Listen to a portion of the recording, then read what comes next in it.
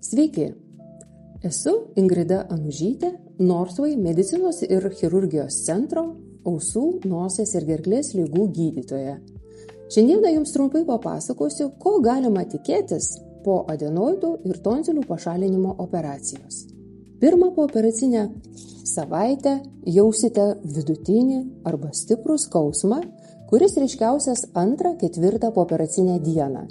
Skausmas gali plisti į ausis, to neišsigąskite, ypač jis stipresnis būna anksti ryte pabudus. Vėliau skausmas jis mažėja, tačiau svetimkūnio pojūtis ryklėje jis gali išlikti keletą mėnesių. Skausmo malšinimui tinka ibuprofenas ir paracetamolis, paprastai skiriami 3 kartus per dieną, taip kaip jums rekomenduoja gydytojas. 2 savaitės po operacijos draudžiame sportuoti, bėgioti, kelti sunkius daiktus, kilnoti mažus vaikus, perspėjimas mamytėms, kaitintis pirtyje, eiti į soliariumą ar gulėti karštoje vonioje.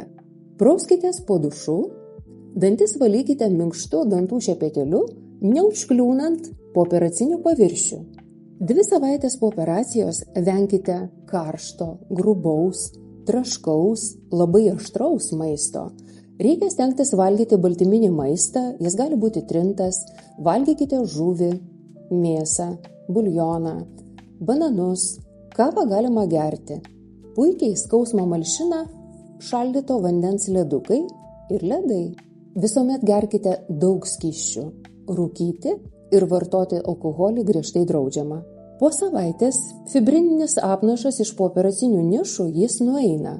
Ir tuo metu 5-7 pooperacinę parą gali pasirodyti šiek tiek kraujo jūsų seilėse. Neišsigąskite, jei to kraujo yra nedaug, tai nieko baisaus, tai yra normalu. Kaip ir normalu yra pakarščiuoti 37,5 laipsnių Celsijaus.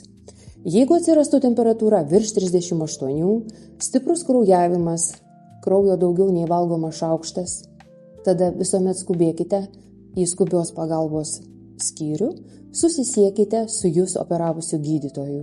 Daugiau informacijos rasite mūsų atmintinėje. Dėkojame ir džiaugiamės, kad renkatės mūsų centrą. Linkime greitai ir sklandžiai pasveikti.